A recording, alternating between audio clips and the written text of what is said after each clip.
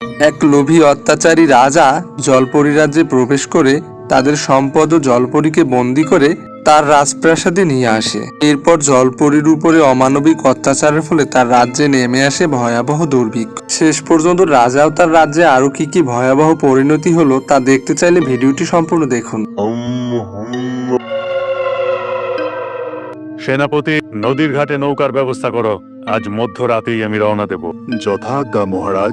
জানি না আপনি কোন উদ্দেশ্যে পাড়ি দিচ্ছেন। আমার কিচ্ছু হবে না, তুমি শুধু আমার যাত্রার যথাযথ ব্যবস্থা করো। আমি যার ধৈর্য ধরতে পারছি না। এরপর সেনাপতি নৌকা সহ মাঝির ব্যবস্থা করে দিলেন। তখন পূর্ণিমার চাঁদ আকাশে ঝলমল করে আলো দিচ্ছিল। এই যাত্রায় শুধু তুমি হলে আমার সঙ্গে, বুঝলে মাঝি? আমি চাই না আমি ছাড়া আর কেউ সেটার সন্ধান পাক। কিন্তু হুজুর। কোনো কিন্তু নয় মাঝি, আমি তোমাকে যেমন পথের নির্দেশ দেব তুমি শুধু সেই পথ অনুসরণ করেই নৌকো নিয়ে এগোবে, বুঝলে? রাজার নৌকা একটি ঘন জঙ্গলের মধ্যে দিয়ে এসে একটি অদ্ভুত জায়গায় এসে পৌঁছায়। তখন মাঝি জিজ্ঞেস করে, হুজুর, আমরা কোথায় যাচ্ছি? অত কথা কিসের? তুমি শুধু আমার নির্দেশ মতো নৌকার দিক বদলাও।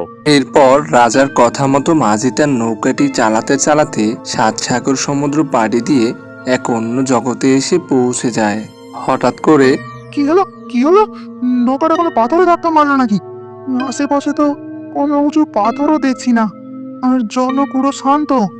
মাঝি, ভয় পেলে নাকি? ও কিছু না, তুমি শুধু আমার কথা মতো নৌকা চালিয়ে যাও।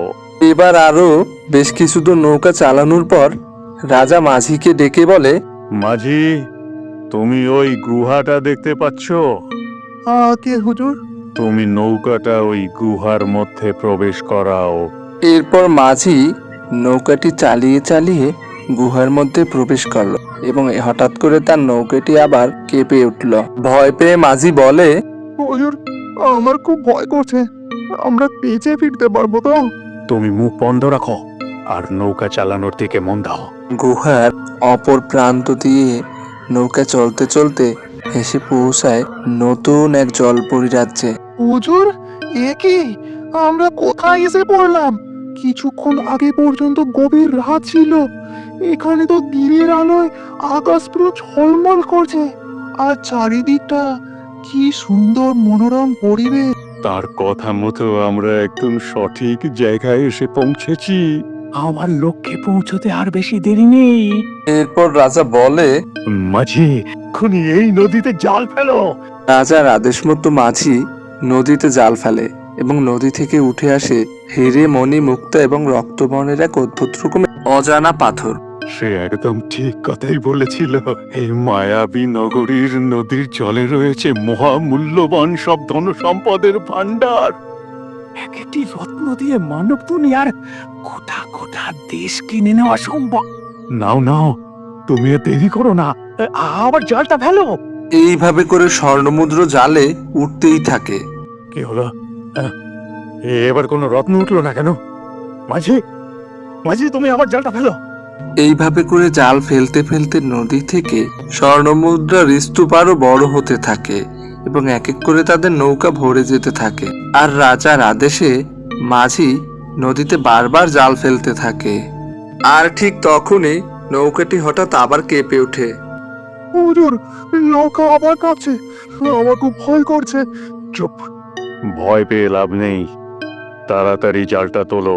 এবার আবার হঠাৎ করে তাদের নৌকাটিতে জোরে একটি ঝাঁকুনি লাগে এবং রাজা নৌকা হতে জলে পড়ে জলপরি রাজ্যে চলে যায়। আর সেখানে দেখতে পায় হিরে, মণি, মুক্তে ভরপুর এক অলৌকিক জগৎ। তুমি কার অনুমতিতে আমার রাজ্যে প্রবেশ করেছো? কার অনুমতিতে তুমি আমার সম্পদ চুরি করছো? এরপর রাজা যখন ভয়ে উপরে উঠে আসতে চেষ্টা করে তখন তার পা টেনে ধরে এক জলপরি। এরপর নিজের সর্বোচ্চ চেষ্টা দিয়ে রাজা পা দুখানা ছাড়িয়ে উপরে চলে আসে। রাজা ভীষণ ঘাবড়ে যায়, কিন্তু তারপরও মাঝিকে বলে, মাঝি, তাড়াতাড়ি জালটা ওই দিকে ফেলো। এবার জাল ফেলা মাত্রই জালে ধরা পড়ে এক স্বর্ণ জলপরি। আমাকে ছেড়ে দাও, ছেড়ে দাও আমাকে। স্বর্ণ জলপরীকে নিয়ে মাঝি এবং রাজা দুজনেই তাদের রাজপ্রাসাদের দিকে চলে যায় এবং সেখানে একটি কক্ষে তাকে আটকে রাখে। এবার তবে আমি আসি হুজুর। আসি মানে ভুলে গেলে নাকি? আমার রহস্যময় সন্ধানের কথা তুমিও যে জেনে গেছো মাঝি। এই, কে আছিস? মাঝিকে কারাগারে বন্দি করে রাখ। এইভাবে কেটে যায় বেশ কয়েকদিন। এরপর একদিন রাজা জলপরীর কাছে গিয়ে বলে, জলপরি, আমি আবারও গুহাপথে তোমার রাজ্যে যাওয়ার চেষ্টা করেছিলাম, কিন্তু সেই পথ বন্ধ কেন হয়ে গেছে? বলো আমায়। লোভী রাজা, তুমি আমাকে ছেড়ে দাও, আমি তোমায় কিছুই বলবো না। বেশ, তুমি যদি না বলো সেটা জানার ভিন্ন উপায় আমার কাছে আছে। এরপর রাজা সেখান থেকে এসে যজ্ঞে বসে এবং যজ্ঞে বসার পরপরই প্রকট হয় এক ভয়ানক ডাইনি। এরপর তুই আবার কি চাস? কেন ডাকলি আমায়?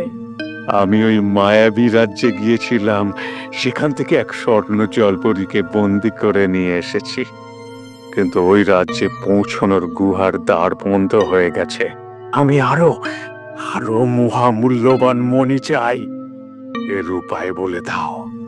কি বললি? তুই ওখান থেকে এক জলপরীকে বন্দি করে নিয়ে এসেছিস? তাহলে তাকে আমারে তুলে দে। তা কি করে সম্ভব?